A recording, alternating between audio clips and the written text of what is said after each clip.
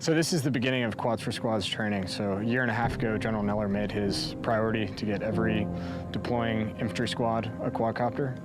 And now we're seeing that idea really come into reality. So we have the equipment that's durable enough for us. We got the training from Tulsa, and now we're getting everyone we can trained on a quadcopter in the squad so that they have the ability to employ quadcopters at the squad level. Now, I can grab this motor without this prop. Tulsa instructors are very good, a lot of former military contractors, and now they're coming out to help us and train us in the capabilities. But it's something they all wish when they were in the Marines or they were in the military that they had themselves. Now they're passing it on to the future generation of Marines. Not clear.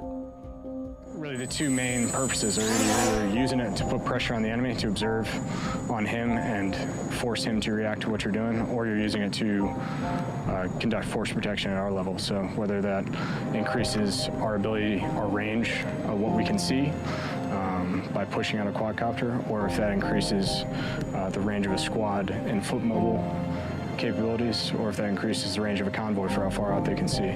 No matter what, the quadcopter provides that observation, gives it back to the convoy commander, gives it back to the squad leader, and lets him know what's ahead, and lets him react to that before the enemy forces him to react.